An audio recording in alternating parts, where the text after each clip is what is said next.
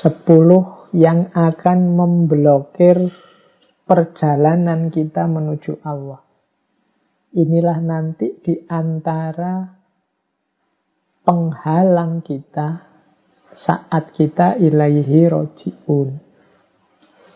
Yang pertama apa, teman-teman? Menunda-nunda. Jadi menunda-nunda itu adalah tidak segera menjalankan kebaikan meskipun sudah paham, sudah punya niat, tapi masih nanti saja atau nanti dulu. Jadi iya Pak, saya paham sih Pak, saya ngerti sih Pak, saya ikut ngaji sudah lama, sudah ngerti macam-macam.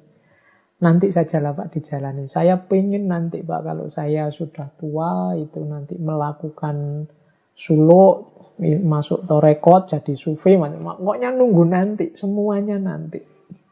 Akan jadi spiritual blocker. Jangan lupa, dunia itu perayu yang luar biasa. Jadi semakin kita menunda-nunda kebaikan, ya kemungkinan kita akan semakin jauh dari kebaikan itu. Maka teman-teman mohon lawanlah kalau ada dorongan dari dalam dirimu untuk menunda-nunda.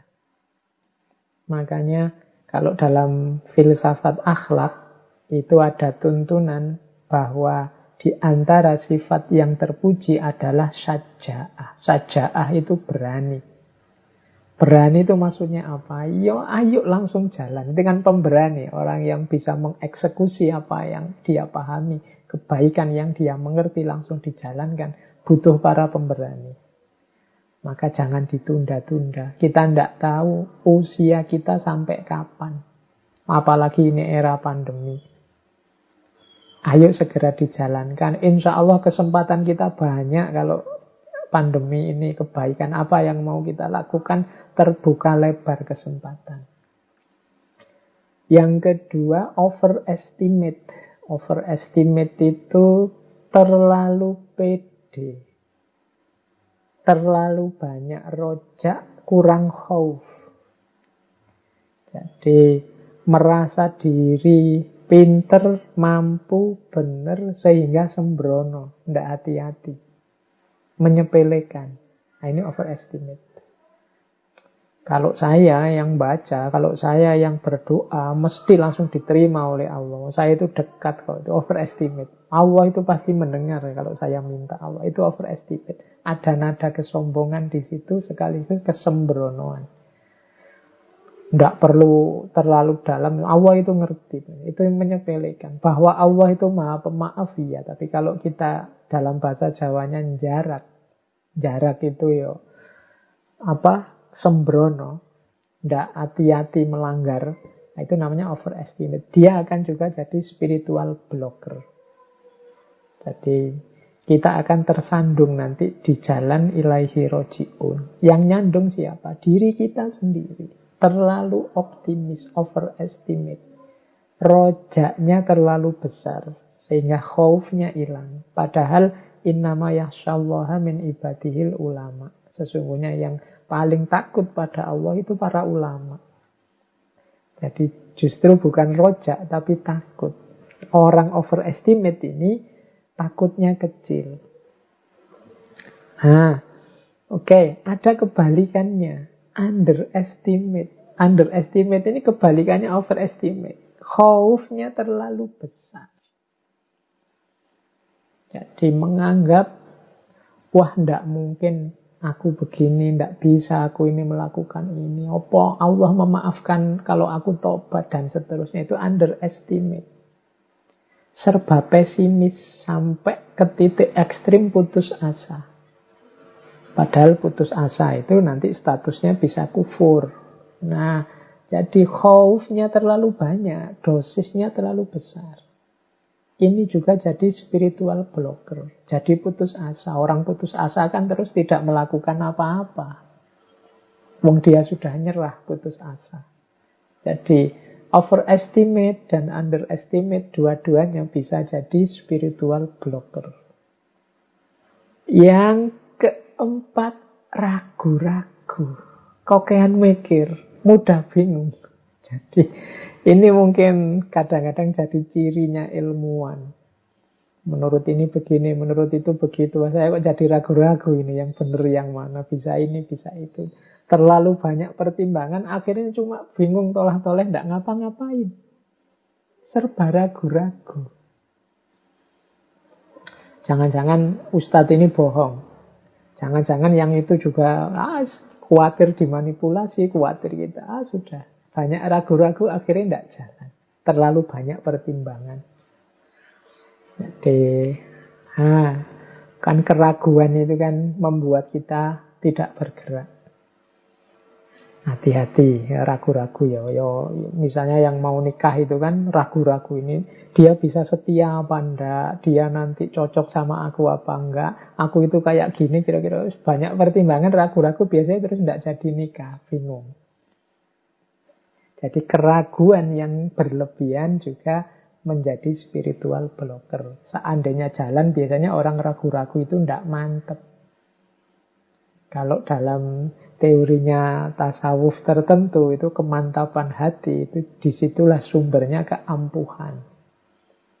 Kalau saya sering ilustrasikan, kalau kita berdoa kepada Allah, yakin dikabulkan 100%, insya Allah 100%, Allah akan mengabulkan. Tapi kalau kita ragu-ragu, misalnya 50% saja keyakinan kita doa dikabulkan, insya Allah nanti hadirnya pengabulan juga 50%. Wong kita sendiri tidak yakin Allah mengabulkan, Allah tidak akan mengabulkan. Ana inda dzonni abdi. Keraguan juga sumbernya spiritual blocker. Yang kelima, kemalasan. Kalau ini saya tidak tahu, teman-teman wis lebih pengalaman ya kalau tentang males ini kan. Jadi ngertilah ya bagaimana dahsyatnya power of kemalasan ini. Jadi silahkan dinikmati, dipahami bagaimana kadang-kadang ini menjadi spiritual blocker. Apalagi pandemi ini, wis pokoknya waktu kita 50% hanya untuk rebahan saja. Oke. Jadi, ayo kita introspeksi. Kebosanan. Kebosanan ini untuk teman-teman yang biasanya sudah baik, sudah jalan. Cuma kemudian, setelah waktu berjalan lama, kehilangan rasa. Apa nek bahasanya kehilangan rasa itu ya? Tidak ada gerengnya lagi, sehingga bosan. Ya ilustrasinya misalnya teman-teman yang mendawamkan sholat malam atau sholat duha itu. Mungkin awal-awal itu rasanya menyentuh, mendalam. Tapi lama-lama rasanya kayak formalitas, tidak ada rasanya sama sekali. Itu kebosanan. Makanya sering sekali saya tekankan, ayo istiqomah, ayo istiqomah. Karena kebaikan itu di tengah jalan akan ketemu dengan kebosanan.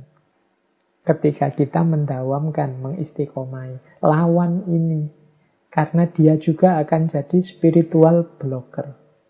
Dia akan menghalangi jalan kita menuju Allah. Nah, yang selanjutnya keterikatan.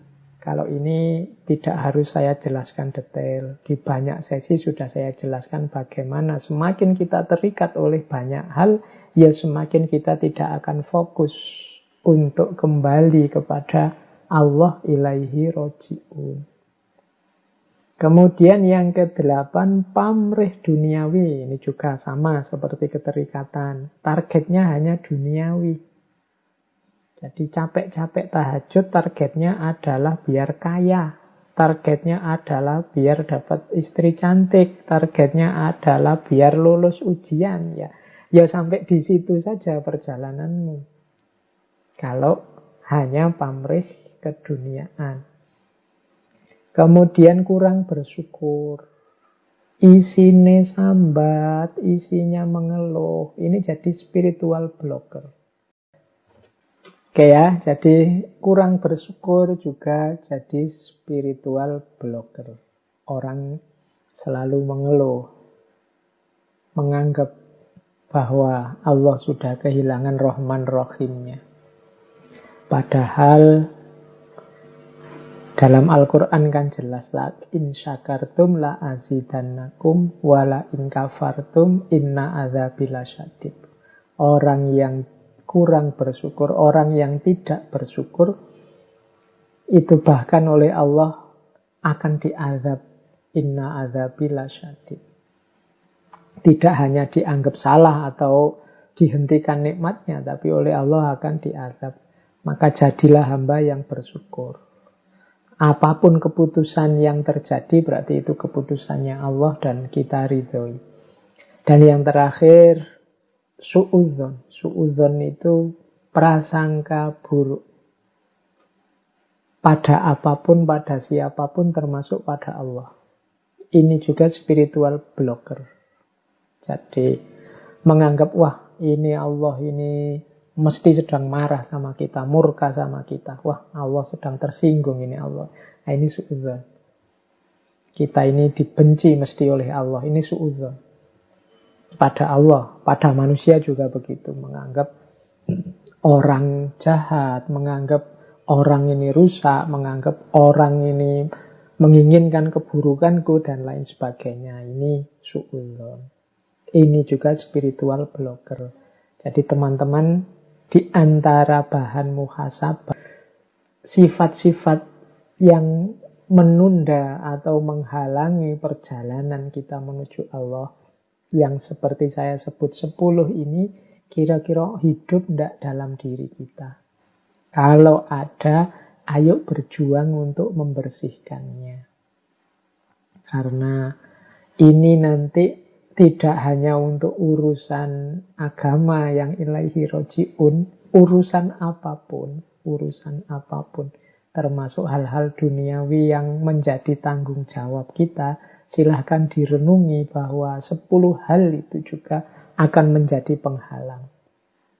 Studimu misalnya, bagi yang masih mahasiswa, kalau kalian masih punya sifat menunda-nunda, terlalu pede atau pesimis, atau ragu-ragu, atau males, atau bosenan, atau kamu sibuk dengan yang lain, terikat dengan yang lain, atau kamu punya pamrih-pamrih target-target yang di luar studimu, atau kamu komplain terus, kurang bersyukur, apalagi suudzon, ya studimu akan susah selesai.